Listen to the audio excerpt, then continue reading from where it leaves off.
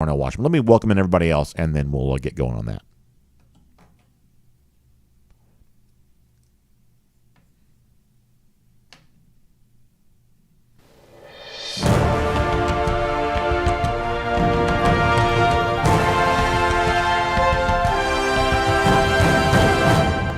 I love Thursdays here on DawgNation Daily, presented by Merriweather and Tharp, because you can start to feel yourself getting closer to game week. You can start to sense the anticipation of being between the hedges on Saturday, and I'm looking forward to seeing a lot of you. I always see more people. I mean, you understand why, because you're actually in Athens. When you're in South Carolina, there's a limited number of Georgia fans who are going to be there. So I didn't see a ton of Georgia fans on Saturday. There were Dog fans there. I just didn't get a chance to see a ton of them. But on Saturday, I always get a chance to see so many of you. You stop by and see us there at the UGA bookstore. By the way, let me just say this. In a few minutes, this is not really an announcement so much, but it is an idea. So for those of you who are in Athens, who kind of are part of our post-game show, I got an idea about something I'm going to pitch to you live on the air here coming up in a moment. We'll see how this goes. This is, like I said, it's not really an announcement so much, but it's just kind of an idea, kind of a brainstorm session. We'll do this here coming up here in just a little bit. I think that's going to be really fun. But the bottom line is I'm looking forward to seeing a lot of you in Athens on Saturday. I can't wait for that. Today on the show, as we kind of get ready for game day coming up in a couple of days, we got some stuff we're going to get into. For those of you who are a little bit concerned there's a little bit too much hype around Georgia right now, I'm going to explain over the course of a couple of minutes' time why some of that hype is probably likely to go away soon, and for reasons that have nothing to do with anything negative about Georgia. We'll explain that before we're done the show. I've got a couple of items on my wish list for Darnell Washington. Darnell spoke to the reporters yesterday. We'll hear some from him on the show, and we'll also hear what Kirby Smart said about Darnell too. But there are really two items on my Darnell Washington-related wish list, and we'll get to that here coming up in just a couple of minutes. Off the top of the program, I'm going to give you some of what's being said about Georgia right now. We're going to use that as a way to kind of get into a Stetson Bennett Heisman Trophy conversation. I think if you want to start taking this seriously, it's time to do that. I think there are 3 steps towards getting Stetson to the Heisman Trophy, and some of these actually do probably involve all of us, so we'll kind of get into that. Terrence Edwards stops by here today, there as well. A lot of ground to cover. We are happy to be able to do all of that with you. It is DawgNation Daily, the daily podcast for Georgia Bulldogs fans, presented by Merriweather and Tharp, and it begins right now. Today's episode of DawgNation Daily is brought to you by Merriweather and Tharp, your source for Georgia divorce. Find them online at theatlantadivorceteam.com. Presented by DawgNation.com. This is DawgNation Daily, the daily podcast for Georgia Bulldogs fans. Here's your host, Brandon Adams. All right, coming up in a couple of minutes, I want to talk about Darnell Washington. Washington's one of the most fascinating players in this Georgia team, and there are like 2 things that I think I sort of wish for Darnell Washington before the end of the year. I'd sort of take one or the other, but if I could get both of them, that would be great. We're going to talk more about Darnell here coming up in just a few minutes. Before that, though, let me start with another example of high praise coming for Georgia. Some of you like this, some of you don't, but it's important to give you kind of a survey of what's out there. There's a guy named Joel Klatt. Now, I like Klatt as an analyst. At one point in time, though, he was probably kind of leaning into that sort of anti-SEC shtick a little bit. I guess easy for me to say. The anti-SEC shtick, a little bit like Danny Cannell was. I think Cannell finally owned that corner so much that Joel decided just to be a regular analyst. And I think since making the decision to be just sort of a regular analyst, I think he's become a pretty good one. He works for Fox, so you may not see him a ton. Georgia doesn't play on that network currently, but I think he's a pretty good analyst, and he was doing one of his little video type things, a little bit like how we maybe do around here, and he was talking about how for Georgia, when he looks at all the things that make Georgia different here right now, you see improved performance maybe, but maybe an improved mindset for Georgia that stands at the forefront of the success they've enjoyed through 3 games. Klatt's a good analyst. I think this is a pretty good breakdown of UGA. I think most of you will agree with it. This is Joel Klatt from the internet here this week. Take a listen to the Fox analyst. Are they deep? Yes. Are they talented? Yes. They recruited ridiculously well. Are they better on offense? Yes. Are they more explosive? Yes. Do they have better players on the outside? Yes. Bowers, looking at you, is their quarterback playing better? Yes. All of it. But it's not just about that, because they were talented before. This team, by the way, probably isn't more talented than last year, but they have something that the other teams at Georgia haven't had, and that is confidence. Here's what it boils down to. Georgia is playing like a team that doesn't just think that they're really good, they know that they're really good. When did that happen? You can say, well, they won a national championship. Yeah, they won a national championship. It's not about the ring and it's not about the trophy. It's about who they beat. They could not beat Alabama, and they finally did it. I think that's actually a really good breakdown from Joel Klatt there. And I think what he says kind of makes some sense. And it's a little bit of a pushback against what I think is a more common narrative and, frankly, a little bit of a tiresome narrative of, oh, you got to be careful after 3 games. You don't get too confident. We would all understand there's, a degree to which that's probably true. But that also becomes a little tiresome after a while because you sort of hear that everywhere you turn. Oh, be careful. You don't get too confident. Don't start believing in yourself too much. Do you lose your edge? Do you lose your focus? I mean, obviously that is worth considering, but I think what Joel Klatt says there is, what if you turned that narrative upside down and you considered something different? What if the increased confidence that Georgia has is actually making it better? Because they're clearly having fun. On Saturday, that was one of the things you would define about that day. Smiles on faces, pats on backs, players appearing to feel connected to each other. They're blocking for each other. They're celebrating good moments for each other. It sort of seems like the increased confidence that Georgia has, that Joel Klatt says they have, may be making them a better team. And I think that's worth considering the possibility that might be true. And you don't want to get too confident. We all understand that. We're all fully briefed on rat poison being a bad thing. We've heard that 1,000 times by now. But maybe we should consider the opposite side of that coin there a little bit there too, is that Georgia kicked in a pretty big door last year, not just winning the national championship, but the team that it beat to win that national title. And all of a sudden now you don't have to hear 40 years anymore. You don't have to hear really any of that kind of stuff anymore. You don't have to hear any of those things to be said about you anymore. All of a sudden now you're able to kind of go out there and just see just how good you can be. And Georgia in that position through 3 games, I think this team, coaches, players, they seem to be having a lot of fun with all of that. I think that Joel Klatt's words are accurate and probably very well said. Now, the player who maybe embodies all of this the most, I believe, may be Georgia quarterback Stetson Bennett. There was one moment from after the game there on Saturday where he was kind of asked about the precision of the Georgia offense, the standard that they're seeking on offense. Remember, they had a game to begin the season with touchdowns on 7 consecutive drives. That is perfection. That is every available yard, every available point, 7 consecutive drives. So right now you're talking about a Georgia offense that is playing at a level that's pretty close to perfect at times. And that standard that Georgia's setting for itself, certainly when Stetson talked about that after the game on Saturday, he spoke with some of that confidence that Joel Klatt says he sees in UGA. Here is Stetson from the game in Columbia on Saturday. Yeah, I mean, it was satisfying, but, going into this week, you want to get better, and then you start, you expect perfection, right? It's never going to be that, but you expect that, and so once it happens, you're like, all right, good, next try.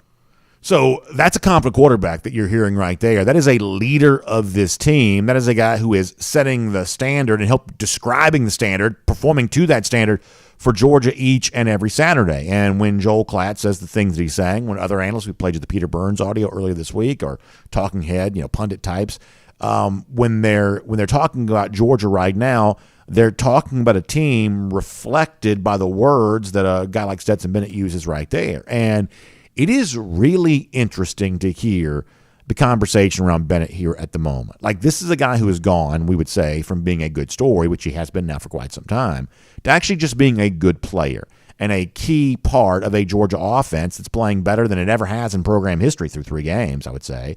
And, certainly at a statistical level, far better than it was a couple of years ago. And really each year the Todd Monken offense seemingly getting better and better and better. And so far through 3 games has been better than it ever has been. And Bennett's been a big part of that. So it is actually sort of a natural progression here that the quarterback of a team enjoying that kind of success, playing with the kind of confidence that Joel Klatt says he sees, it is only a natural progression that, of course, a quarterback like that would be a part of the Heisman Trophy conversation. And so I've been thinking about this for the last few days, and I kind of wanted to spend a couple of minutes here on the show right now in light of what national media types are saying about Georgia and the way in which Stetson Bennett is kind of a catalyst for this. We've kind of gone from what we said during the offseason, which was at the odds that were available to Bennett, that was kind of an easy long shot type bet that the overall odds were probably better than he was given credit for during the offseason. I think everybody kind of looked at that and thought, well, if Georgia's as good as it can be, then Bennett may have better odds than this. And all of a sudden now it's kind of gone from being kind of this sort of like cute thing or kind of fun consideration to now it's just real. That as you start to move into the heart of the season, getting ready to transition to October, getting back into SEC play again on Saturday, you start to think about more than just, hey, could Stetson Bennett be a Heisman finalist, could be a part of the Heisman conversation? You start to wonder, could he actually win the dadgum award? Could he actually go out there and do that here this year? And obviously a lot still needs to happen for any player to win the Heisman Trophy, whether it be Bennett on Georgia or any other player on any other team. But as we start to take this very, very seriously, I think there are probably kind of three things that would be kind of steps along the way for this to happen. So if you're a Georgia fan who's enjoying the ride that Georgia's on, that you'd like to see Bennett be the guy that gets the nod, oftentimes the way that best player on best team sometimes does, or maybe the focal point player of the very best team in the country sometimes does. Here are the three steps that I think are necessary for a guy like Bennett to kind of keep this confident train rolling for Georgia, moving down the track of the season, and maybe eventually resulting in a Heisman Trophy for him. Here are the three steps towards getting that done, I believe. Here's step number one. There are some guys you're going to have to root against. And if you want the Bennett story to continue to be at the forefront of college football, then you probably got to root a little bit against the Ohio State quarterback, C.J. Stroud. Now, some of you would say, done, easy to do. And I would say, I understand where you're coming from on that. Most of us don't really like Ohio State very much. But Stroud is one of those guys that we haven't really seen him in big spots yet. I think on Saturday against Wisconsin, I think this may be a game in which Ryan Day looks to get his offense going a little bit. I think the Notre Dame game to begin the season was a little bit of a showcase for the defense. I think they try to turn up the offense a little bit against Wisconsin on Saturday. So we could see some growing hype for C.J. Stroud a little bit after Saturday. If you're a Georgia fan, you want Bennett to be a part of that Heisman conversation, you probably got to root against Stroud. Most of you do that already anyway. I think Bryce Young is probably a little bit of the same kind of deal, but here's the fact. If you want to start really getting serious about Stetson Bennett winning the Heisman Trophy, I actually don't think Bryce Young is his stiffest competition. And I think that Bryce Young's a very good quarterback. This is not me disparaging Young. But, he won the award last year. And we don't really see a lot of sort of back-to-back Heisman considerations. There's only been one back-to-back winner in Heisman Trophy history. And I think that most voters are a little bit allergic to voting for the same guy 2 years in a row, unless that guy in that second consecutive year just makes such a strong case for himself that you have to do it. For the most part, Heisman voters seem pretty content and intent on looking for someone else. So if you're taking the Bennett candidacy really, really serious, I don't think your stiffest competition necessarily comes from Bryce Young. I actually think the guy that you might have to root against the most of anybody may be Caleb Williams out west at USC.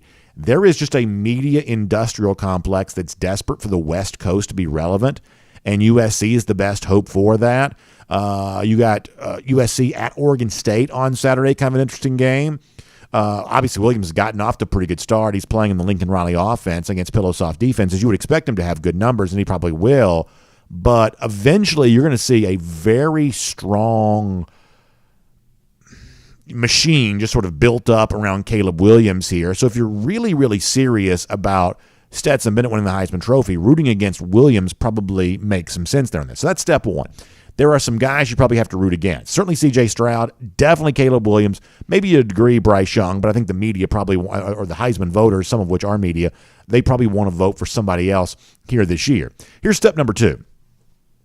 I think DawgNation has got to kind of center around one guy here, because if you just look at my mentions on game day, the people who were kind of interacting with me on social media, obviously there's a lot of love for Stetson Bennett Heisman this, Heisman that. But after Saturday, you've also got some of that for Brock Bowers there as well. And you really haven't gotten any of that yet for Jalen Carter, who I believe is probably still Georgia's best overall player.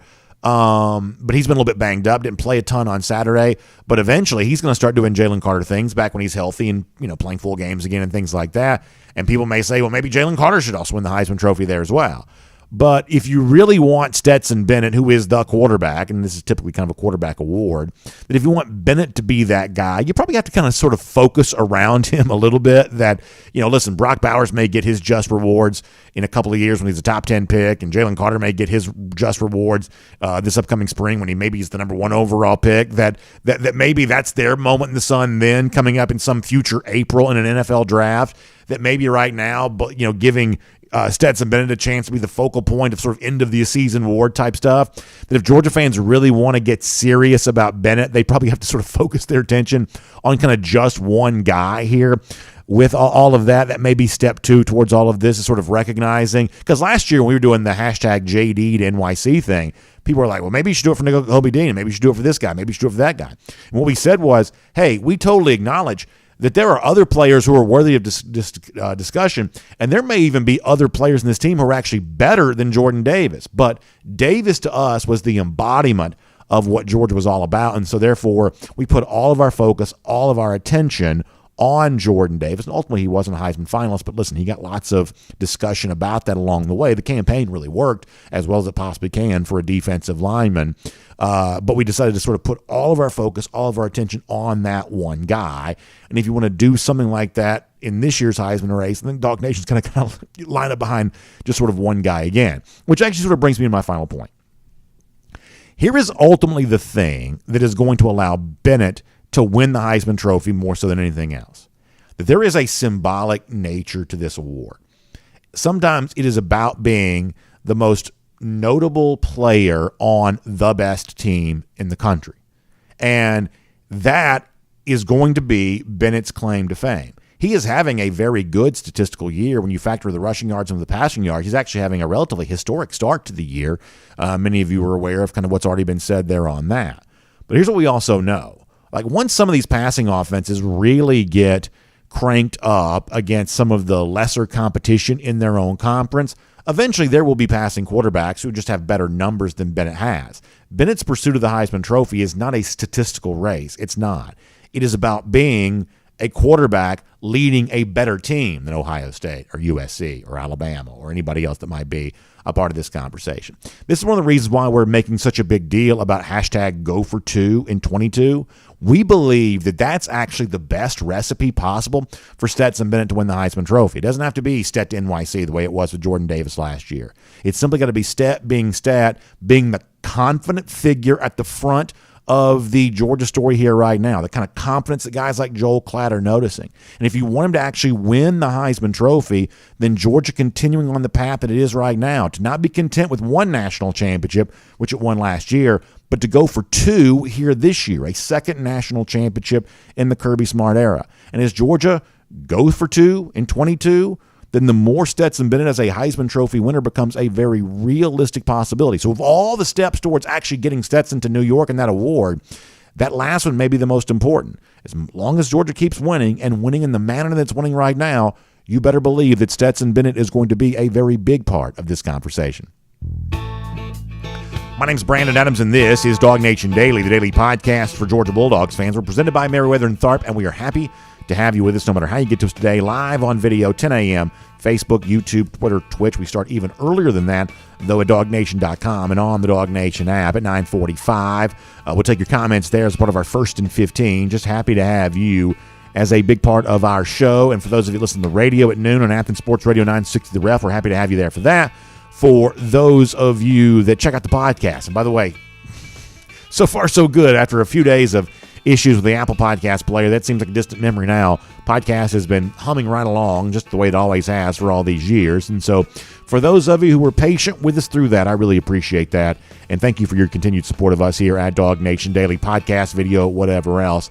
And we wouldn't have the studio, we wouldn't have the resources that we have to deliver the show to you if not for great sponsors. And we are so grateful to them, including our friends at Meriwether and Tharp. And listen, they're a great client of ours. I consider Bob Tharp and his wife Ashley to be good friends of ours. They're just a big part of our DawgNation family here. And family is important to Meriwether and Tharp. And sometimes something threatens your family, and that's the divorce process. And listen, here's the thing. Like, that's obviously not fun. That's obviously not good. It's the kind of word that carries a lot of extra weight. I totally understand all of that. But sometimes life is about confronting reality on its terms. Whatever hand you've been dealt, confronting that reality. And the confrontation you're about to go through with the divorce process will be made easier, better. You will be made more whole at the end of it all, if you can be more whole.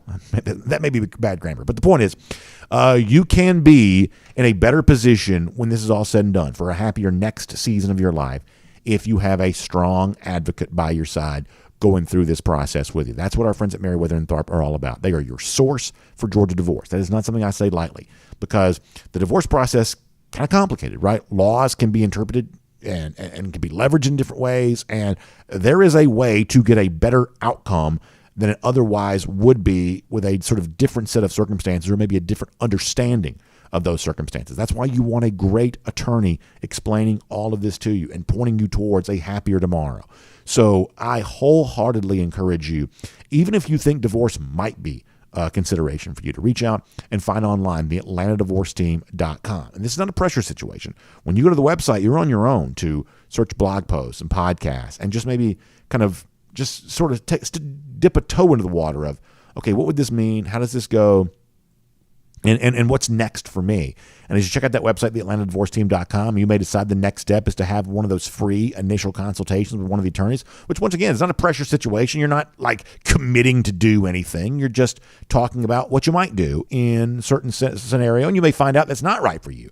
And if that's not, you better believe they'll be the first people to tell you that and help explain all that to you. But if it is the next step, all the more reason to have your source for Georgia divorce on your side, our friends at Meriwether and Tharp. So find them online, theatlantadivorceteam.com. And if you look closely, you may see Bob Tharp and his whole family there at the Georgia game on Saturday, because that's typically where you find them in the fall, right there in Athens. Meriwether and Tharp, your source for Georgia divorce. All right, Terrence Edwards coming up. We're going to get into a lot with Terrence here in just a little bit. Before that, though, I want to go around the doghouse, presented today by ServPro.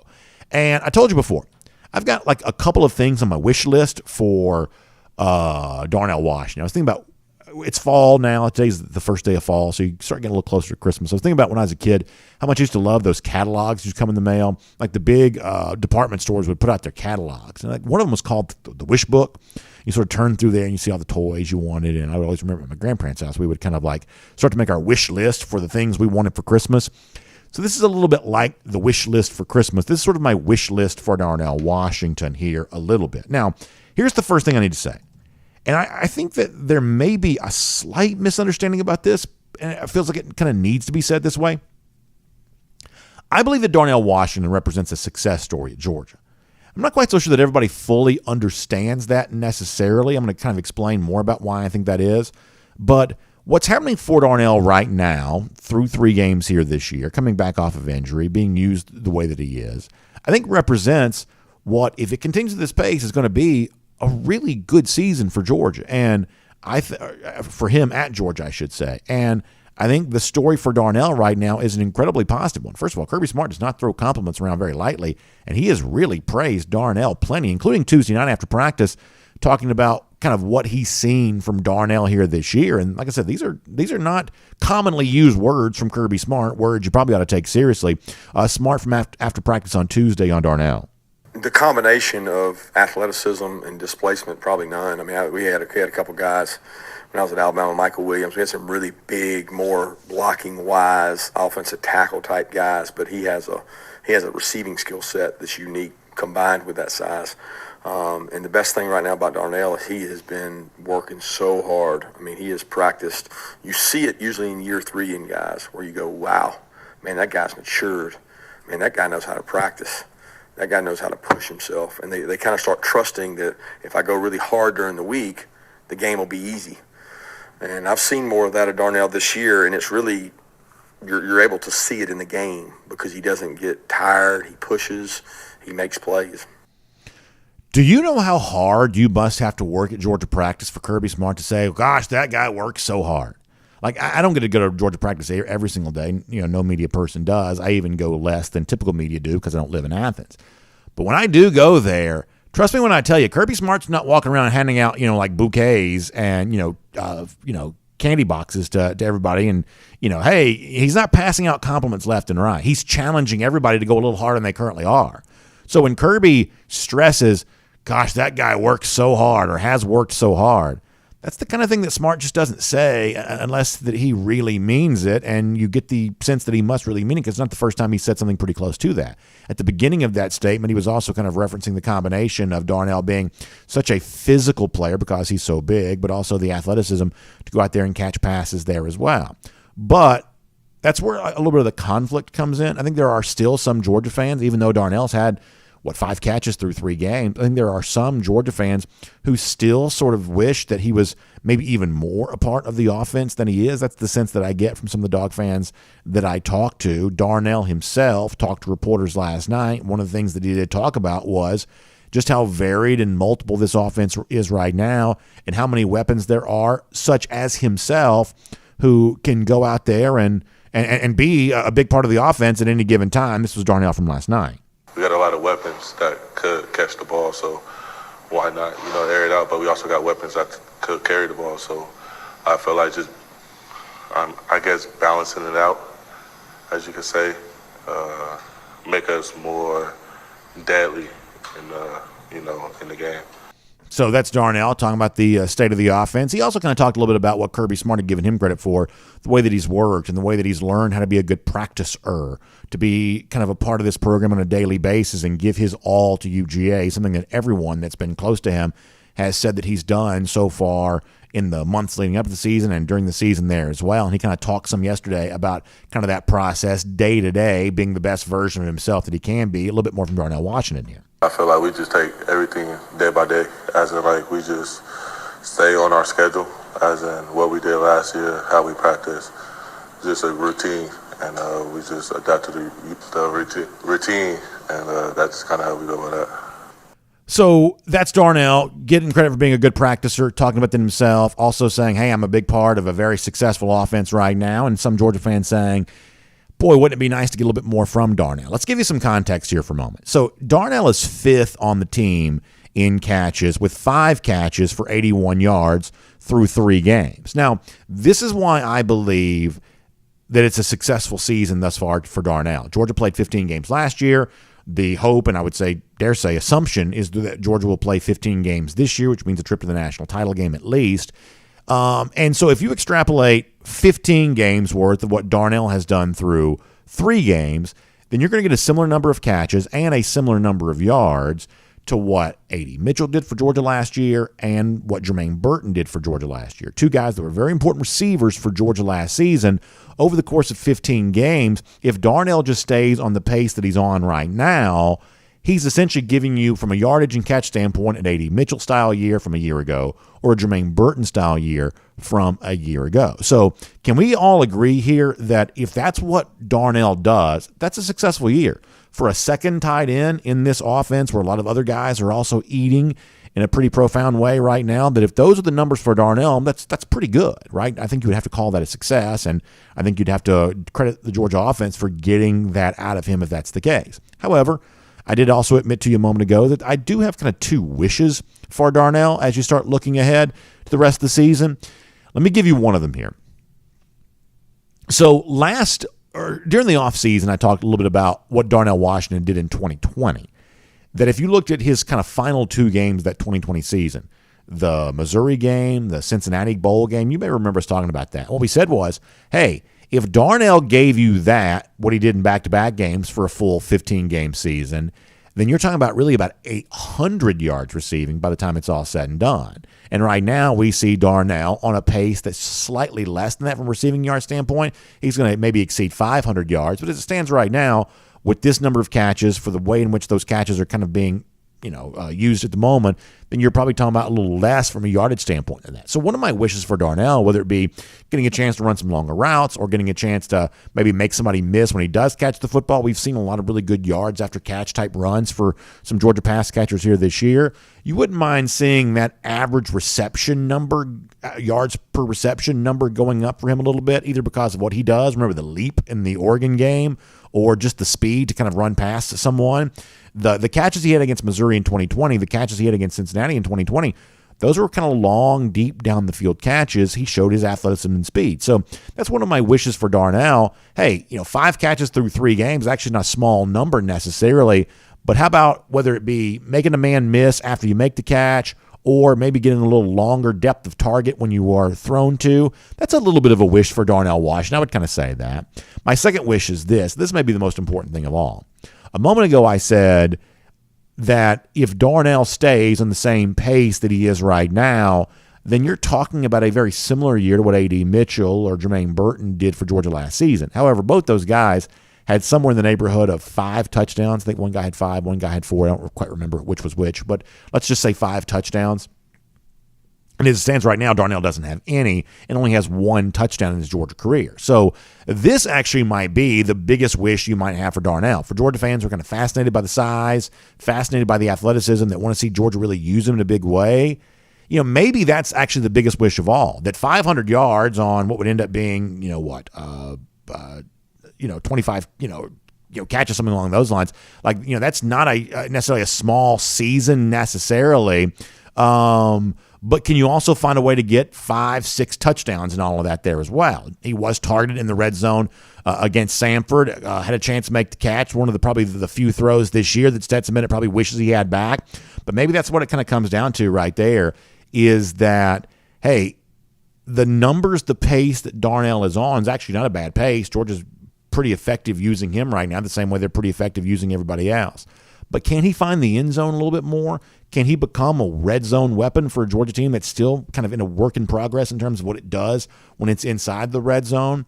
That could be the biggest wish of Darnell of all. And for Georgia fans who really want to feel confident how the Dogs are using this unique and special weapon, maybe more touchdowns may be the answer to all of that. And we'll see if that does progress as the season continues. That is Around the Doghouse. It's presented today by our friends at ServPro. And obviously, around here that when we talk about sponsors, and thankfully we have a great collection of them, we also use the sponsors that we have. We told you last week about ServPro being here in our building. It's all put back together for the most part now, which it really is like it never happened.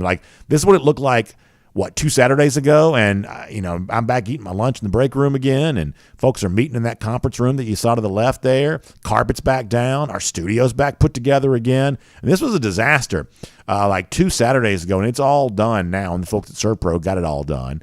So I'm thankful for that and really glad they've been able to do for us what they've done. And by the way, if you face your own cleanup issue at your home or your business, your commercial property, whatever you might have, our friends at ServPro can take care of your fire damage, water intrusion, whatever you might have going on. They can do all that for you, just like they did that for us. So go to servpro.com for more. That's SERV, servpro.com, and that'll get you in touch with them today. Obviously, every ServPro franchise independently owned and operated. That means you're doing business with someone who's got just as much of a stake in the outcome as you do.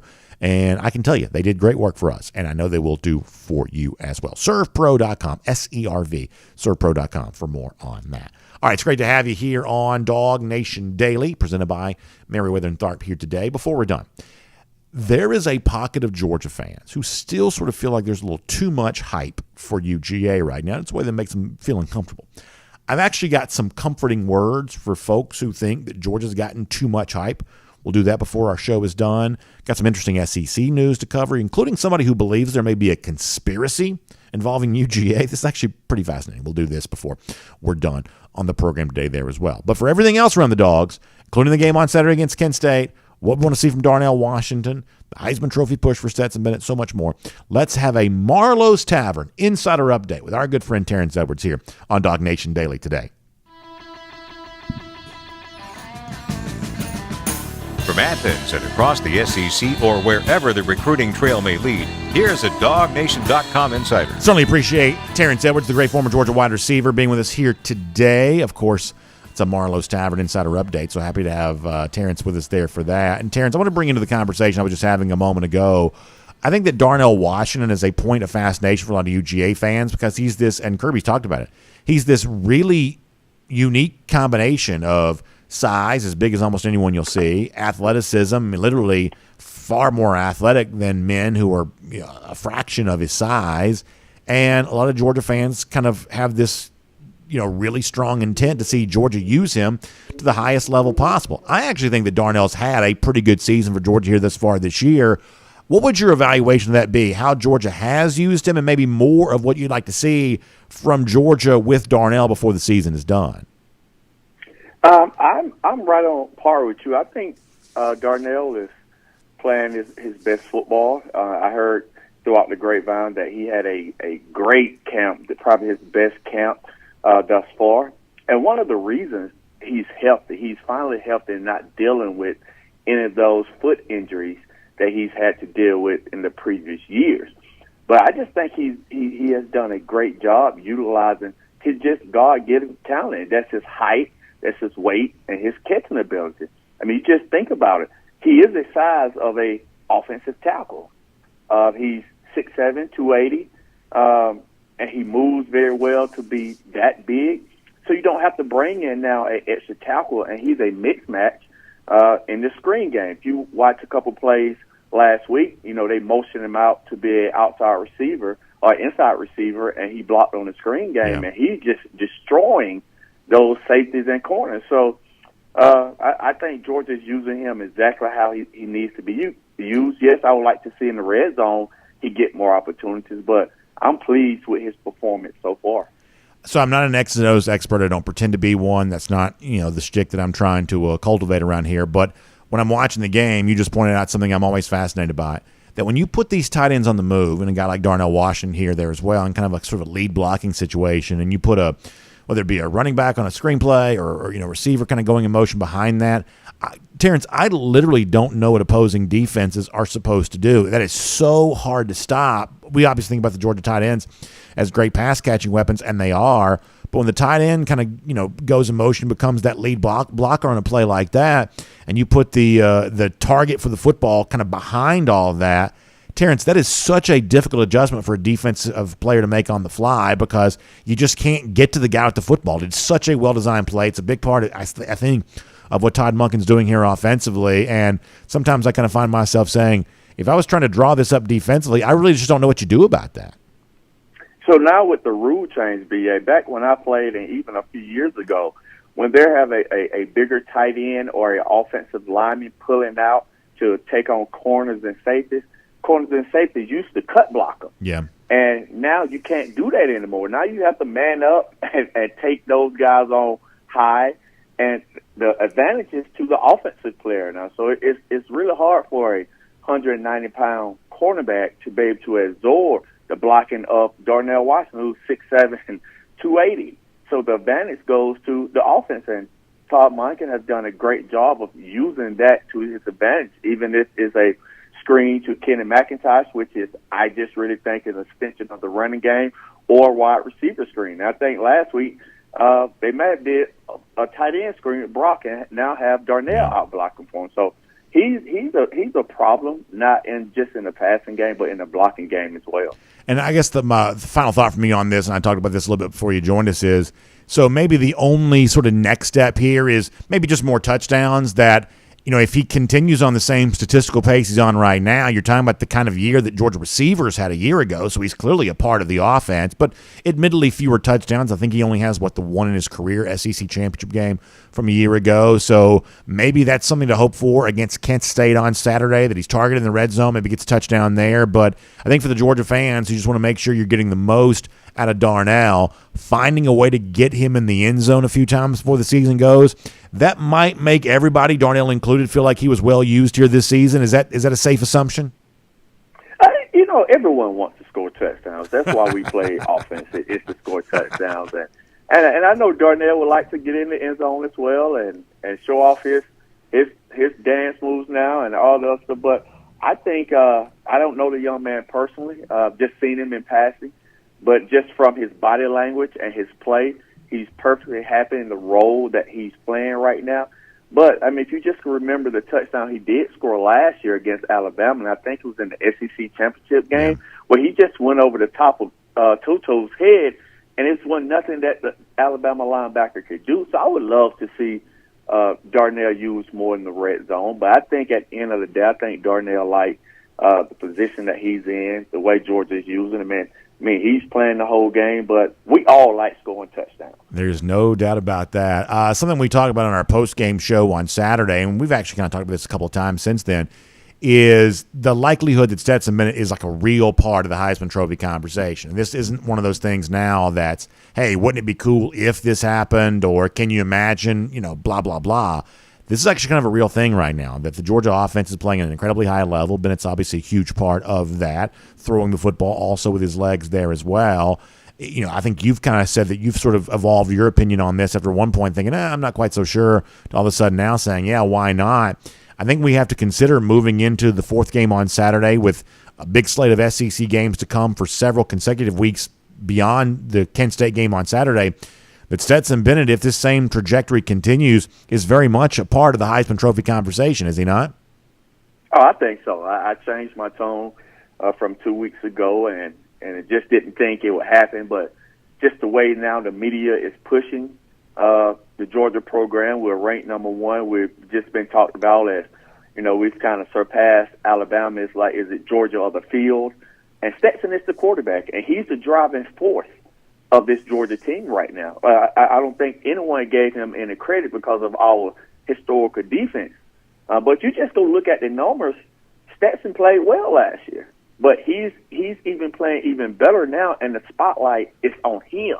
He is the reason Georgia's where we at right now. If he's continuing to play this way, and I posted this the other day, I was like, all y'all Stetson non-believers, raise your hand right now. Let's start getting behind this young man, because no one wanted this young man back for his 6th year. Everybody was ready for the young guy, but no, I came on time and time again, and just Stetson is our guy, and he's proven that. And if he continues to play, he's going to be a serious contender in Heisman. And I saw some numbers for the SEC passing leaders, and he's number 2 and haven't even played a fourth quarter yet.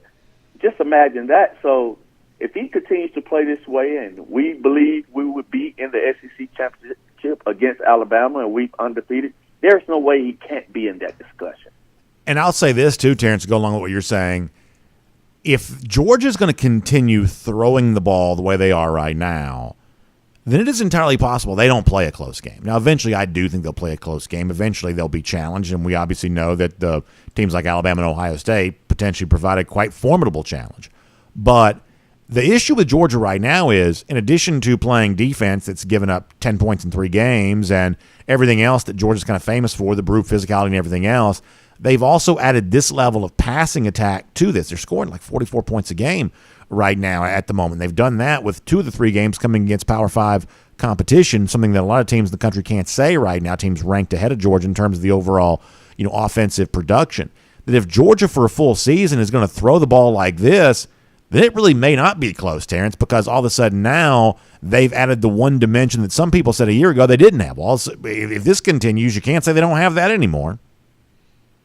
Right. So I just think if we continue to throw the football the way we've thrown, and we can add in the running game. And I'm not the biggest concern as a lot of people why we're not running the ball, because I consistently come over and say the screen game is a part of the running game. It's a high percentage throw. You're getting your best players out in space, and you allow him to make plays. So if Kenny McIntosh continue to get 8 to 10 yards on a screen play, you really don't have to run the ball. But I would like for us to, get those guys and the offensive line just moving people around, and I think we did against South Carolina, so that was good to see. And then the defense, man, defense could play the way they play without the best player, Jalen Carter playing as not playing many snaps. The sky's the limit, and I continue to see just how many guys that they're rotating. And that was one of the things that I talked about last year was, yes, we lost so many guys to the draft defensively, but nobody really never talked about how many guys played, how many of those guys was actually contributors to that national championship team. So the stage is not too big for the guys who are named starters on paper now. What would you like to see from the game against Kent State on Saturday? Anything that you think that Georgia can accomplish? Anything you'd like to see more of? You mentioned some of the running back stuff there a moment ago, but kind of beyond that, what would a guy like you who played the game be looking for from the Dogs against the Golden Flashes on Saturday? Let's come out healthy. That's my biggest concern. Let's come out with no major injuries. Let's just go and play a complete football game. Like I said last week, coming and playing Sanford, these are young men, and it's hard to get up for those type games. Yes, we was all disappointed on a 33-0 victory, But I just want to see execution. But my biggest concern is I just want to see these guys come out healthy, because now we're going to hit this SEC road grade that we're going to need all our guns loaded to go out and try to repeat. And I think we have the team to do that. We just got to stay injury-free and keep these guys upright and healthy throughout a 12-game season. I want to ask you a final question here in a moment. Before that, let me remind folks, this is our Marlowe's Tavern Insider Update. And don't forget, still some time for you to enjoy the great event taking place right now at Marlowe's Tavern. One of my favorite things about the fall is it means the return of ribs and whiskey to Marlowe's Tavern. Somebody reminded me of the terrific Widespread Panic song about the same topic. Well, listen, that's good music, but this is also great food and delicious cocktails there as well. That is what Marlowe's Tavern is all about. Great barbecue item, and they're like the special rubs and sauces you can get to go with the ribs. The really fun sides, like the fried macaroni and cheese. That is so good. How about bourbon bread pudding for dessert? Kind of one of the cool things they have going on this time of year. And as I said before, anytime Marlowe's got some sort of special menu items going on, you know they'll have some great cocktails to pair with that. The ribs and whiskey event, no different. So stop by the tavern right there in your neighborhood, or check out marlowstavern.com for more about a great time of year to be at Marlowe's Tavern with the ribs and whiskey event as we head towards the fall. This is good stuff, but you got to take advantage of this before really too much longer. So get there now and enjoy all of this as we kind of finish off the month here with some great stuff with the ribs and whiskey there at Marlowe's Tavern. All right, Terrence, I want to finish with this. This is a question that we're getting a lot here right now. This is obviously a guy that you know very well.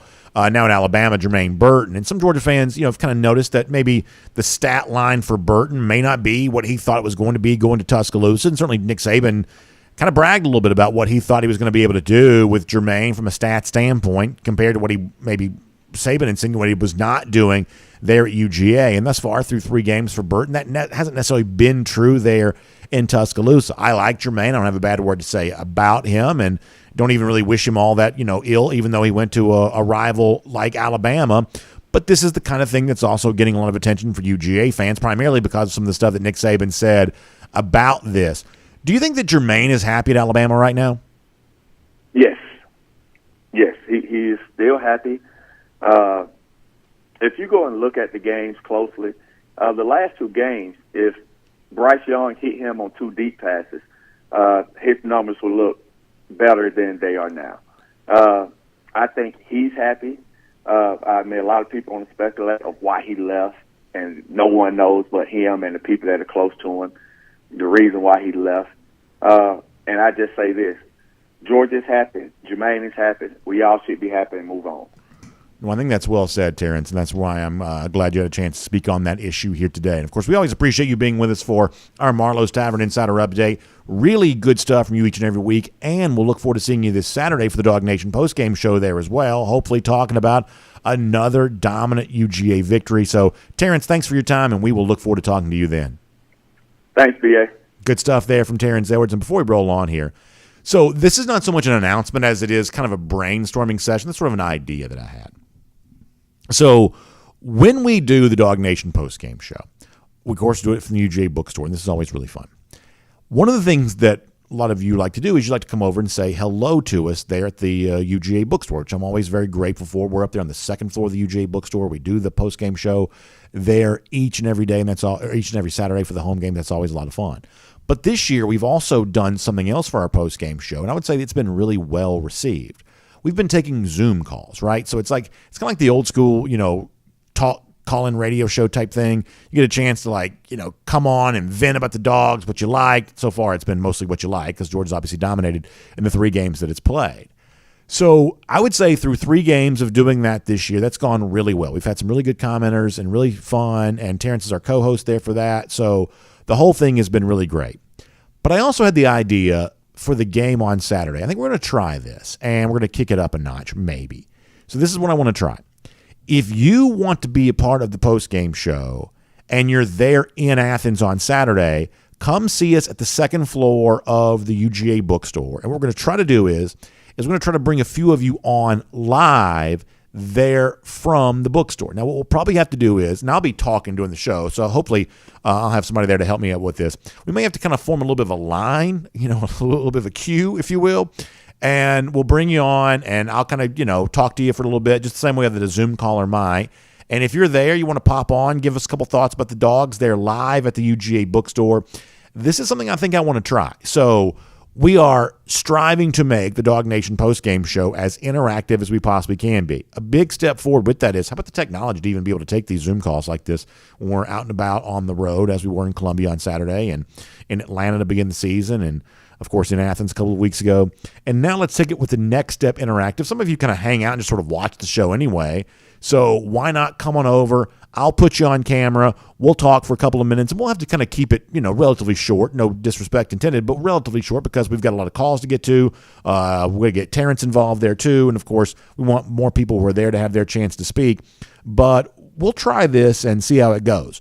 This was actually something really fun that we did during the national championship celebration. You may remember in Indianapolis, right there at the end of the game, a lot of folks streaming out of the stadium came by and were part of the show with us. Security was not thrilled with us for doing that there in the stadium the way we did, because they were trying to get everybody out of the stadium. But we had a great time there that night. It was a ton of fun.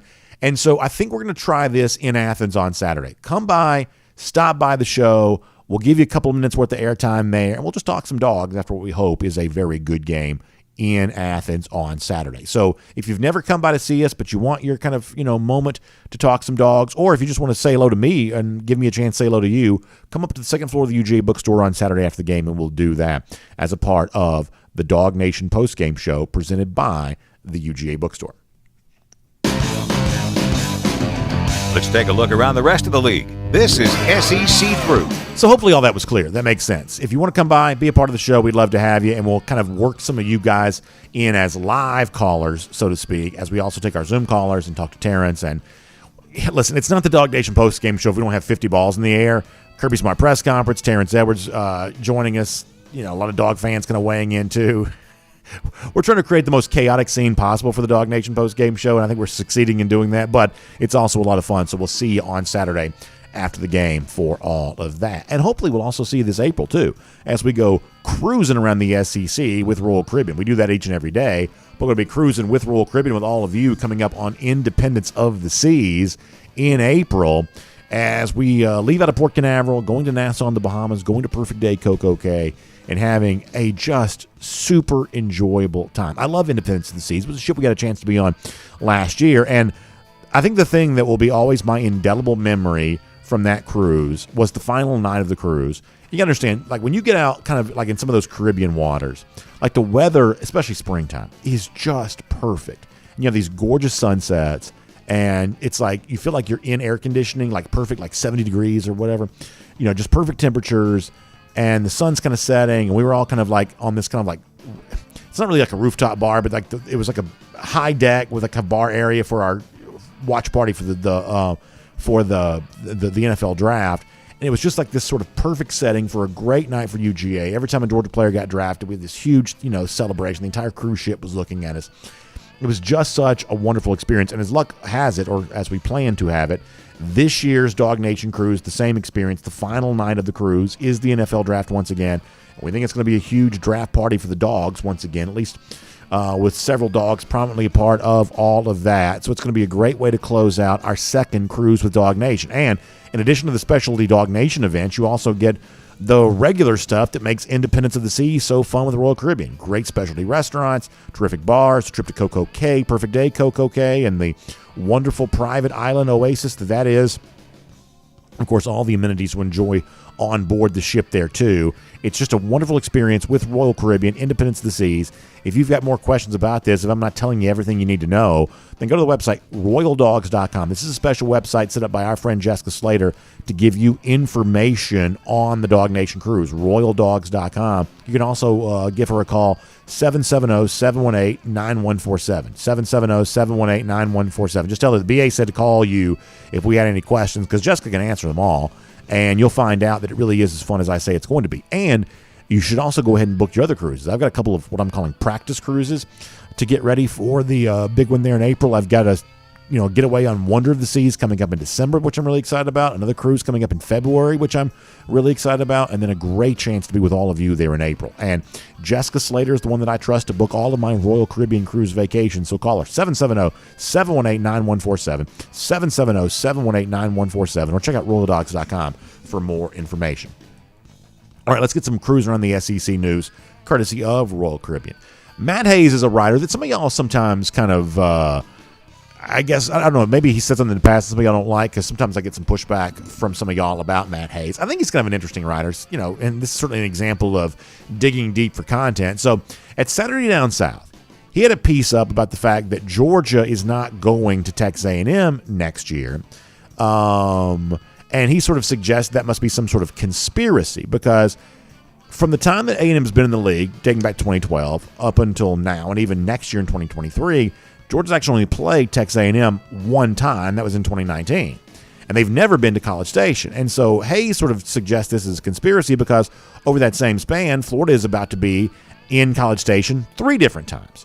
2012, 2020, and coming up here soon there as well. And he says there's an imbalance here that must be a conspiracy. Now, here's what I'll tell you. It's obviously bizarre that Georgia hasn't played at College Station yet. Technically, I don't think they were scheduled to play there until 2024. So there is a rotation in place. And listen, a lot of people don't like that rotation. And that's one of the reasons why the SEC is about to change its scheduling model. And by the way, I guess if it changes it soon enough, then Georgia may still not go to College Station in 2024. But the scheduling model is what it is. And that's why, Georgia hasn't been to College Station yet. And people say, well, if that's the case, then how come Florida's about to be there for the 3rd time? As Hayes somewhat pointed out in his piece, but probably could have dug deeper into, 2020 was a weird year. Georgia played Arkansas 2 consecutive years in 2020 and 2021, something it wasn't supposed to do. The SEC in 2020, as all of you will remember, was scrambling just to have a season. And when the SEC Network came on TV that sort of late summer day to announce what the 2020 schedule was going to look like, I don't think any of us knew what to expect there on all of that. We weren't sure how many of Georgia's normal opponents was going to keep and how normal the schedule was going to look. Come to find out it was a bit more normal than not, but there were extra games added because you didn't play your non-conference games at all that year. And so 2020 literally doesn't count. Now, the other thing the SEC office told Hayes about the 2012 season is that also didn't count really for Florida either, because that was kind of like a gap year or a bridge year, whatever it was called. And the thing that I don't believe that Hayes brought up in his piece, which is kind of an important part of all this, is it's much the same way that Florida has kind of gone to College Station sort of more than its fair share over the course of this sort of decade-plus span. Georgia also, during that same tenure, 2011 and 2012, or I should say 2012 and 2013, went to Auburn in back-to-back years. So it's not like Georgia's gotten some sort of break from the SEC schedule by not going to College Station. For a long time, it was a big thorn in all of our sides that Georgia had to play at Auburn in back-to-back years. So Georgia certainly took one for the league there as well. Florida going to College Station a couple of extra times is simply their version of that. But it's not like Georgia hasn't had to swallow hard on a couple of things related to the SEC scheduling stuff. Going to Auburn back-to-back years is kind of an example of that. And then, lo and behold, Georgia turned around and sort of seemingly cooperated with them again to move the Auburn game a little earlier in the schedule to benefit the Tigers, who didn't like playing Alabama and Georgia so close to the end of the year. But nonetheless, I actually don't hate Hayes as a writer. I think he's kind of an old school, find a strong opinion, argue it pretty vehemently. I don't mind Matt Hayes as a columnist. That's a guy I grew up reading the sporting news. In this particular case, I don't really quite see the conspiracy as it relates to Georgia and Texas A&M. But anytime someone mentions the word Georgia and conspiracy in the same sentence, he sort of got me hooked there at that point in time. So I guess mission accomplished from him. I did read the story, but hopefully we explain why there is very little in the way of conspiracy there on all of that. There's some hype growing around this Florida-Tennessee game, which I think is pretty interesting. A couple of notes that, or at least a note that I've learned, which I think is kind of interesting. This is actually the most, according to people who follow this for a long time, Tennessee is a 10.5-point favorite against Florida right now. This is the most that Tennessee is believed to have ever been favored in this series, even dating back, like I said, the 1970s. We've never seen an instance in which Tennessee was this big of a favorite against Florida previous to this. About a touchdown, the most Tennessee's ever been favored versus Florida, but now double digits for this game. So it kind of goes into the theme we've had all week long as we've talked about this. Is this just simply too much too soon? For a Tennessee team that's only in the second year of Josh Heupel and really kind of struggled to win some SEC games and not necessarily a dominant team against the spread in SEC play, are they really in their own stadium with game day there and national CBS audience there? Are they really able to come out and make a big statement on Saturday? I think they'll win the game. But I'm not quite so sure they're able to make this big statement on Saturday that some people think they're supposed to. But if they do, then all of a sudden you start thinking about November coming here to Athens. All of a sudden that game starts to feel a little bit bigger because of all of that. And also keep my eye on, is it Jack Miller? Is it the name of the backup quarterback for Florida who's been injured? I'd keep my eye on that situation a little bit. Not because I think that Florida's looking to replace Anthony Richardson. I don't believe they are. But if Florida is shaky with its backup quarterback situation, it seems like right now they are due to injury, then all of a sudden that may be less comfort that Florida has with running the football with Richardson in a game like this. We know that Richardson's not an accomplished passer through 3 games, still doesn't have a touchdown pass thrown. But he is obviously a dangerous guy with his legs. However, you may not feel quite so comfortable running him as much as you want to if you don't really feel like you have a backup quarterback behind him. So typically we don't talk much about injuries for guys we don't expect to play. But in Miller's case for Florida, the backup quarterback, if he really is banged up, unable to go, then that could change the way that Anthony Richardson is used in a game like this, and that's probably worth considering. And then finally, Jalen Hale, 4-star wide receiver. This is a guy we've talked about before, has committed to Alabama, so the Crimson Tide gets themselves a pretty good wide receiver there. And, of course, from a receiver standpoint, you start thinking about Tyler Williams, who's, within days of making his decision. Obviously, Georgia has been a big-time competitor for Williams services quite some time. On tomorrow's edition of our show, we'll ask Jeff Sintel if that still remains true in these final days before the decision takes place and kind of how Tyler Williams expects to spend his weekend prior to making his announcement coming up. And then Hakeem Williams is also a name that's been out there as well, and he's getting closer to making a decision too. But one of these receiver dominoes to fall has fallen. Jalen Hale has chosen Alabama. And by the way, Alabama putting together a very impressive, as you would expect them to do, 2023 recruiting class from an elite recruiting standpoint. Sort of high-end names, they're probably doing better than just about anybody is right now. So good recruiting success for Alabama. Hale, the latest example of that.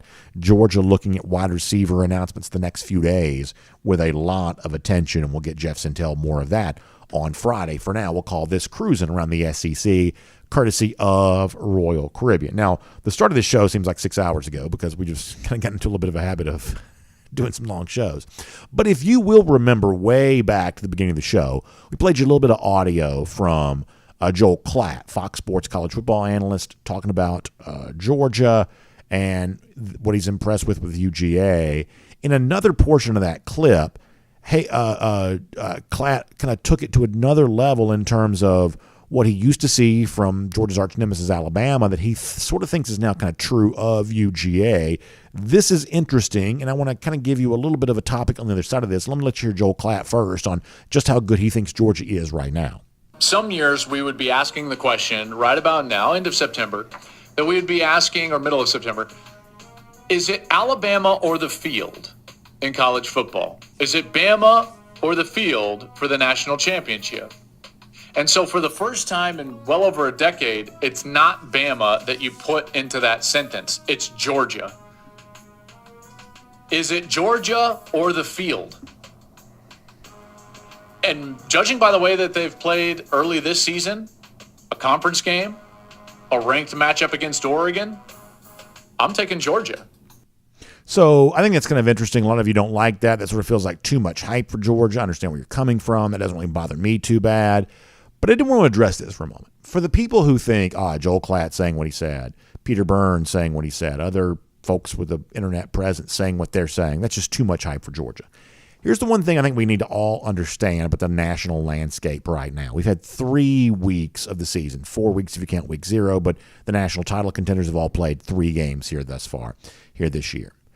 And what I think is interesting about these first 3 games of the year is none of the other big national teams have really asserted themselves at all yet. And that's obviously about to change. Like Ohio State only barely beat Notre Dame, and Notre Dame has turned out not to be a very good team at all. But we do think eventually Ohio State will play better. They didn't play well against Notre Dame. Eventually they'll play better. Like Michigan hasn't played any team of note on up to this point in the season, but they do play Maryland on Saturday. That if they dominate Maryland in Big Ten play, all of a sudden now they're going to start getting some more hype. Like Clemson barely beat Georgia Tech. We think that Clemson will eventually play better. I'm honestly not sure it comes this Saturday against Wake Forest, but they could also be another team that kind of joins the national conversation at some point. I've told you before, you can set your watch to Alabama feeling a little disinterested in September. Seems like they are that way a lot. But by the time October rolls around, this will be games for Alabama against Texas A&M and Arkansas and teams like that. That Alabama will eventually kind of assert itself on the national landscape at some point. I think you do have to keep your eye a little bit on USC. They play Oregon State on Saturday. I think that's a pretty fascinating game. Oregon State's probably better than you realize. But USC's a team right now that obviously there's a great hope that they could make the west part of the country, the west coast of the country, relevant. So eventually they might get some hype. But through 3 weeks, the only two national teams that have any level of attention being paid to them whatsoever, Georgia, I'd say Oklahoma's a little bit of that, because of what they've done here through the first couple of weeks. But really it's kind of Georgia in a category by itself.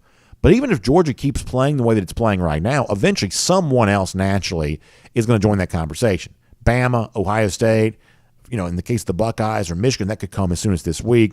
Clemson, that's maybe true there as well.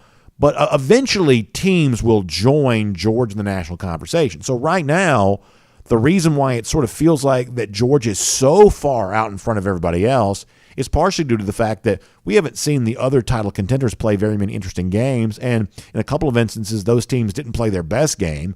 But eventually from that group that I just mentioned, one or two contenders will clearly emerge. And so for Georgia fans who think right now the Dogs are just getting too much hype, eventually there will be somebody else to absorb some of that hype. So at that point, you'll have a little bit less to worry about. So as we wrap up here today, of course, you'll notice I'm wearing the Eddie t-shirt here. The official mascot of DawgNation Daily, now represented on DawgNation gear. If you go to the top of the page at DawgNation.com, you can find your link to get your own Eddie t-shirt. You can enjoy Eddie the Blind Squirrel right there on your t-shirt, the same way that I am here right now. We invite you to do that. Also, in our ongoing mockery of Florida, let's give out our golden shoe winner for today. Our buddy Matt Rukavina checking in on that. He says, here's how we deal with gators here in Houston. That's where Matt lives. Haul them off via tow truck because we know that they're junk. Ha, ha, ha. He gives you the hashtag golden shoe, which I love to see. I also noticed in that very large gator that the mouth is taped shut. I can't help but think if Dan Mullen's mouth had been taped shut last year, maybe he'd still be employed there at Florida. Maybe Mullen should have taken a cue from that lousy, stinking gator. By the way, Gator Hater Updater, long time since Florida's won a national championship. About 5,005 days.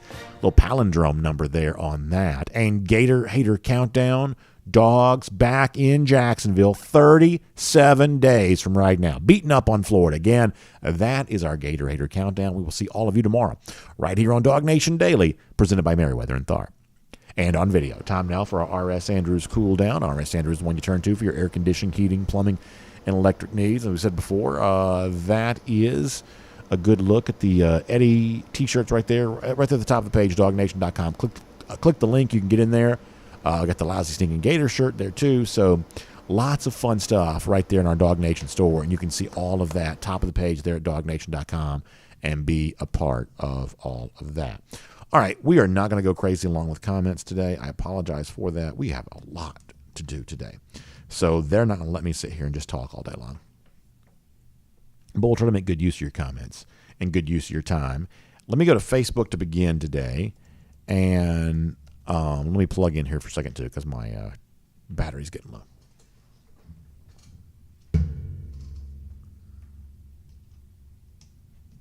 Sorry. Let's plug in. We'll get you going here and get you some comments. And we will have a very good time. All right. Let's see what else. Miriam Corbin celebrating our buddy Matt Rukavina for a golden shoe win. Yeah, well done for him indeed. Philip Jordan Wells also on the subject of some big gators. Listen, gators are one of those things that I think they kind of lull people into a false sense of security on. Because like sometimes you see a gator and it seems really docile. And it just doesn't really do anything. It's just sort of laying there. And yet, when they want to move, they obviously have the capability of being able to do that, for sure.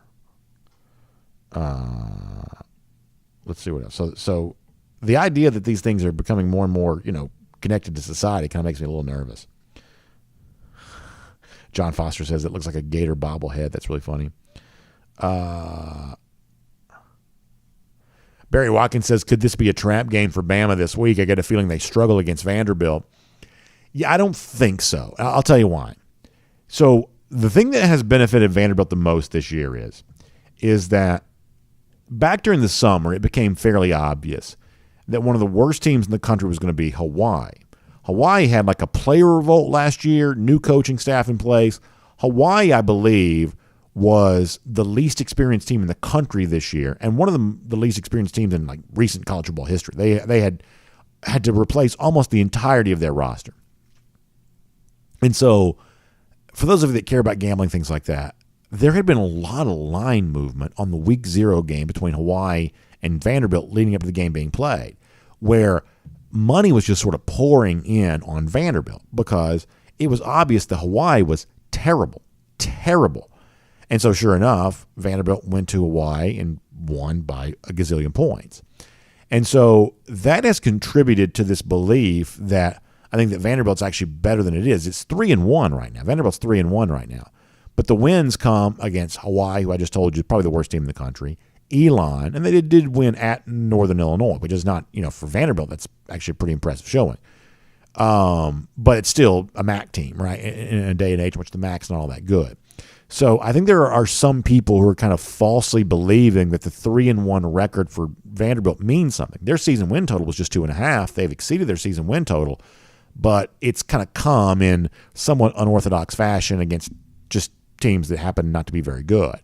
I firmly believe that Vanderbilt is still, for the most part, just as bad as you assume they will be, blown out against Alabama, and then they'll lose every game on the schedule the rest of the year. They'll go 0-8 in SEC play, almost certainly. Now, maybe I'm wrong. I'm wrong frequently. But I do sort of believe that the 3-1 start for Vanderbilt has convinced people that somehow they're better than they maybe think they should be, and that's probably not the case. It's also worth pointing out that the guy who was the star for Vandy in that game against Hawaii, Mike Wright at quarterback, he's already been replaced. A.J. Swan, who's from the Atlanta area, is it Cherokee High School? Is that where A.J. Swan went? Cherokee High School? I believe that's right.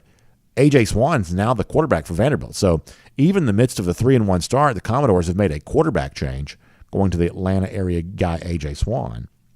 So there you go.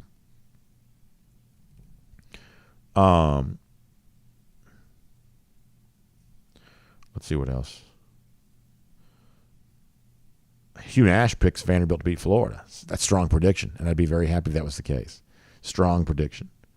Ryan Walker also predicting good things with the Georgia running backs on Saturday. How about a 60-yard run for Dejon Edwards? And Milton's going to go over 100 yards with a touchdown. I'd like to see it. That'd be fun to see. I would enjoy seeing that.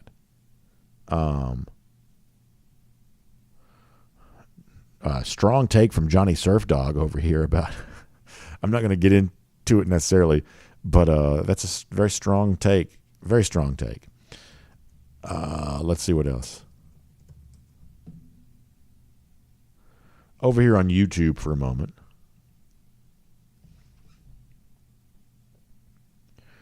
Thomas Tyson says Bama messed up letting my cousin Paul Tyson go to is Arizona State? Is that where he went? Are you really related to Paul Tyson? Because if that be the case, you're also related to Bear Bryant too, which is very cool. Maybe you were just joking because of the last name. Joshua Langford says, in your mind, what player for UGA has been the biggest disappointment so far this season? For me, it's probably Milton. Has anybody really kind of been a true disappointment? That's interesting. I don't know that I have a true disappointment. I would like to see more from the Georgia running game. And I'm trying to figure out how to quantify this. How, because I got to write about this later on today. How do you quantify, kind of what the Georgia rushing attack has been thus far this year? If you look at running plays of 10 or more yards, Georgia is on that list. Hold on. Georgia is on that list. Let's see if we can find So Georgia is 78th in the country with 13 running plays of 10 or more yards. They're actually just one spot ahead of Georgia. Actually, they're tied with Georgia Tech. So Georgia, Georgia Tech, North Carolina State, Purdue, South Alabama, Syracuse, Texas A&M, who's been awful offensively. That's where Georgia is right now in terms of rushing plays or 10 or more yards, tied for 78th. Now, you say, well, that's because they've been throwing the ball so much, and they've been throwing the ball to running backs. Maybe that is the case. Maybe that's the case. But I still think there is a moment in which you do have to be a team that can run the ball in a traditional sense. And when that moment comes, it's very likely that Georgia does that. But I'm not going to say that a short pass is the same as a run. I don't believe that's the case. I think Alabama on 4th and 1 against Texas kind of shows you that's not the case. There comes a moment in which you're facing a team that has an equal scheme or an equal skill to you, and at that point in time, it helps to be able to physically move them. And that's what the running game is all about. It's about physical dominance. It's about being able to move people, displace them. And at a certain point, I do want to see Georgia do that. Kirby Smart talked about this at the end of the Clemson game a year ago. Bad day for Georgia offensively, but when Georgia really needed to move the chains at the end, it got some good, tough, hard yards. One of the untold stories of the national championship win was late in that game, make the switch with the offensive line and establish some physicality on the ground. You got some good, tough, hard yards. And at a certain point, you just got to be able to do that. And, so far Georgia hasn't really needed to, but at a certain point, I wouldn't mind saying that. And the caveat I always give to this is that does not mean I want Georgia to be a primarily run-first offense.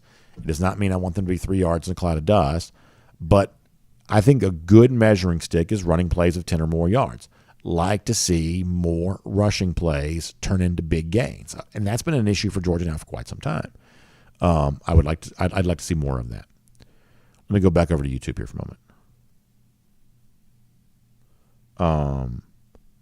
Paul Moon taking the Deeks. There was a little bit of dispute about where that number is right now. We're picking this for our show on Friday. We lock our lines early in the week. I think the point spread does matter here in terms of where you find it. But you're getting better quarterback with Sam Hartman, home field, and about a touchdown worth of value in the point spread. I think there's a lot to like about Wake Forest on Saturday. Now, offensive line's not been great. Their rushing game's not been great. Obviously, it's a huge step up in class in this Clemson defense for them. But I think that there's a lot to like about Wake Forest at home on Saturday. So Garden said this is just an observation, but Vandy had a larger margin of victory on the road against Hawaii than Michigan had at home. That is interesting. Let's see what else. James F. on the subject of Deion Sanders at Georgia Tech. Yeah, there's been some Deion chatter as of late. I mean, look, if you're Tech, what else are you going to do? Literally, what else are you going to do? You might as well try that.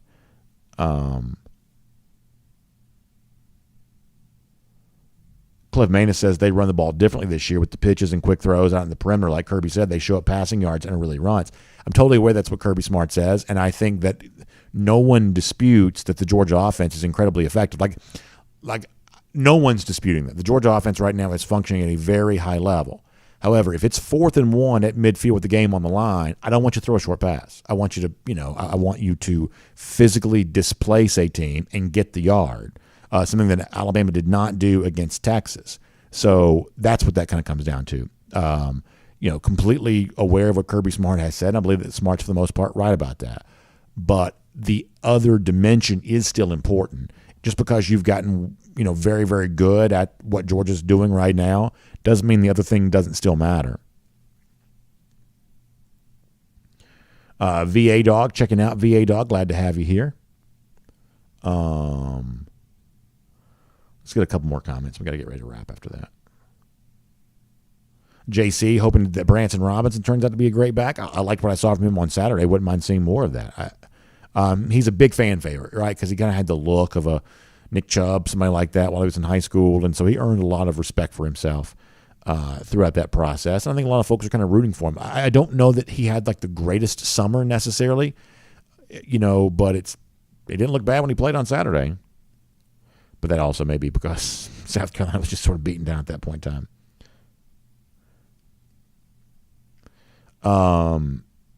Middle UGA Dog Pound says, Middle Georgia Dog Pound says, the running woes have me concerned. Seems like Milton's hesitation and lacking the vision is preventing him from breaking off big runs. So I sort of feel like there are a few moments in games in which, whether it be any running back, I feel like I'm seeing moments in which the hole sort of looks like it's there, and you haven't necessarily just sort of burst through it the way I'd like for you to. Once again, I'm not X's and O's guy, not even pretending to be that, but just watching the game like we all do. There are those moments which I sort of feel like I'm seeing an offensive line that, to my eyes, looks like it's doing its job, and that the hole's just not being quite burst through yet. A couple times where I thought the edge might have been set, and you had the chance at the outside run that really turned into something, and it kind of just didn't materialize there. Who's to say that I'm right about that? But that's kind of the appearance that I've had. I also believe that for a team like Georgia that's doing so many things so well, that there is a natural fixation with whatever might not be perfect. So we're probably over-analyzing this. I don't think there's any question that we probably are. But even if it's coming with a certain degree of over-analysis, it also doesn't mean it's not an issue worth exploring and paying attention to.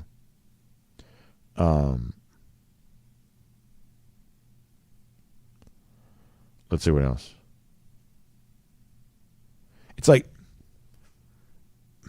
if I ask you, does Georgia have a great running back on its roster right now? I don't know that I can emphatically answer that question to be yes. I think that Kenny McIntosh certainly, has the potential to be that, and I've seen enough flashes from Kendall Milton that I would say that he has the flashes to be that too. And if you're going to say, well, in the modern game of 2022, great running back is about running the ball and catching the ball, that's fine. Let's include every touch a running back might get. Does Georgia have a great running back on its roster right now?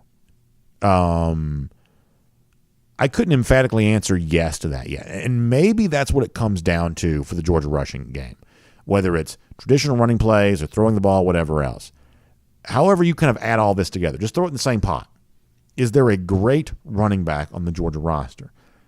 I don't know that guy has truly emerged yet. And to be completely honest with you, like Zamir White, James Cook are all-time DGDs. I don't know that either one of them were great either necessarily. Like if you're gonna great is a sort of special category. It's a rare category. I don't know that Cook or White ever kind of got to the category of great either. DeAndre Swift was a great running back. I think that he was. Nick Chubb, Sonny Michel were great running backs. But I think we're going on now 3 years of, you probably don't have a DeAndre Swift who's emerged here yet. McIntosh could before the year's done. Milton could before the year's done. But you probably haven't done that yet, even if you bring the passing component into it. Paul Moon says Holyfield went over 1,000 yards. Yeah, I know the NFL career and the draft status and things like that wasn't what he kind of wanted to be, but Holyfield had a great season in 2018. Now, does one great season make you a great running back? I don't know. But Holyfield in 2018, that's a great season. Elijah Holyfield was a dominant runner for Georgia in 2018. They were also a little bit more of a run-first offense back then.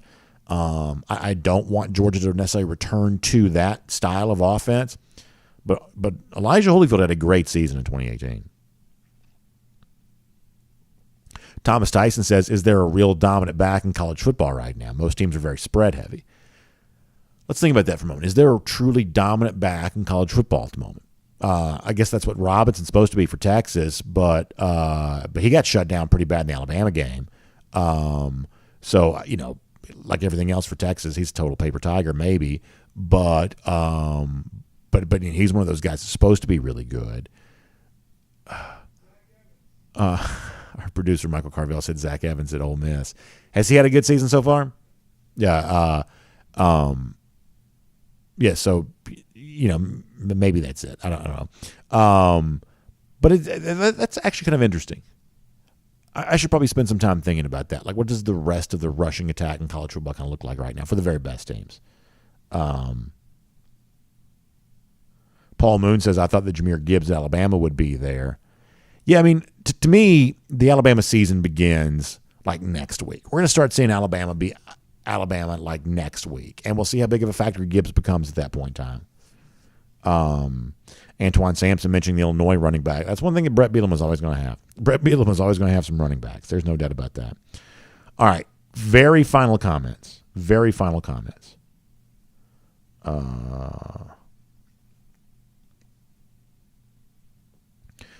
Lee says, simple question to me. You hit it on the head, BA. The question is simply, does Georgia have a back that you would draft in the first 3 rounds of an NFL fantasy draft? He says, no. Swift is the last currently. I hope someone emerges, but Bama doesn't. Yeah, so, I mean, that may be kind of what it comes down to right now. You may be right about that. AU says running backs in general seem to have been de-emphasized around college football. Jacob Yarborough says, bear with me on this scenario. Stepp makes the Heisman ceremony but loses. Either Williams or Stroud wins. UGA plays either Ohio State or USC in the college football playoff. And Stepp posts a dominant stat line, and we shut down the Heisman winner. Yeah, listen, that's really fun. I mean, one of the things I sort of keep up with are moments in time in which Georgia has beaten the reigning Heisman winner. You had that last year with Bryce. You had it in 2017 with Baker Mayfield. I guess the time prior to that would have been Tim Tebow in 2007. And the time prior to that, was it George Rogers in 80? But yeah, I mean, I would love to see Stetson win the Heisman Trophy, but if he's not going to, I'd love to see Georgia beat whoever the Heisman Trophy winner is. I like that. Brian Whitehead says we need to do an expose on Eddie the Blind Squirrel and how he made his debut on the show. A lot of folks haven't been watching the show long enough to know the story. That's actually a really good idea. Very good idea. Very good idea. Randy Hall asking about high school football on Friday night. Yeah, we're going to be at Douglas County for Douglas County hosting Langston Hughes. Y'all know Hughes, one of the most talented teams in the entire country. So we're going to showcase a lot of that talent, also against a very good Douglas County team Friday on TV. DT says, I finally landed my career goal. T-shirt model with the perfect hair. Big ups. I appreciate that, DT. Thank you very much. I don't know that I quite have the physique to be a T-shirt model, but I do love coming on here and talking about Eddie and all the great, cool things we have going on, for sure. All right. Barry Watkins says he's not sure Ohio State gets the playoff. We're going to learn a little bit about Ohio State on Saturday against Wisconsin, I would say. We're going to learn some of that. Al Chandler, this is kind of a positive spin on what some people thought was a little bit of a lackluster 2023 schedule. Al says, hey, it looks favorable for another run of the national championship. Can you imagine? There are times when I'm already kind of tough to take. By the way, David West, thanks for the kind words. I appreciate that, David. Thank you very much. There are times when I'm already a little much for some people.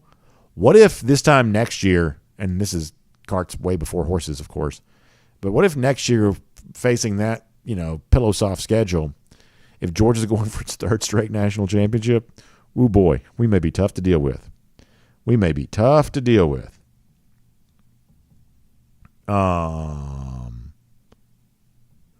Randy Hall reminding you that the Penn State running game's been pretty effective thus far this year. That has definitely been the case. Barry Watkins says, we don't need a great running back this year, but all of our running backs are great. They fit our offense. I get where you're coming from. I don't know that I agree with that sentiment necessarily, though, Barry. I think that all of the Georgia running backs have the potential, I would say, to be great, but I don't know that I would. I mean, great's a rare category, and I would stop short of saying that any of them have proven greatness thus far. Potential for greatness, no denying that whatsoever. Clear potential for greatness, but I would stop short of saying they've already demonstrated that they are great. I would say, and by the way, I'm counting passing plays and everything into that. I would stop just short of saying that. Miriam Corbin says, my brother's cancer-free, found out yesterday. That is incredible news, Miriam. I am so happy for that. I tell you, stuff like that is such a relief. I know an answered prayer. So just please pass on how happy we are for that great news. And I know that you and your family will be celebrating that in a very big way. That's also a great way to close out our conversation here today. So congratulations there on that, and best of wishes for continued good health What great news. That's awesome to hear. To all of you, thank you for being a part of our podcast cool down, or actually our R.S. Andrews cool down. Of course, R.S. Andrews, the one you turn to for your air conditioning, heating, plumbing, electric needs. R.S. Andrews shows up, does the work that's promised for the prices promised. They show up on time to do it all. Water heater replaced, water heater just maybe rejuvenated, air conditioning unit maybe just sort of tuned back up. Hot weather's going to be like 90 degrees today. All the more reminder you still got to have that AC unit working for you. So find them online, rsandrews.com, for a lot more on that. Hope you all have a great day, and we will see you back here tomorrow for our R.S. Andrews Cool Down presented by R.S. Andrews and our friends. DawgNation Daily presented by Meriwether and Tharp before all of that. Y'all have a great day. We will look forward to talking to you then. Get you ready for game day tomorrow. We'll see you then for that.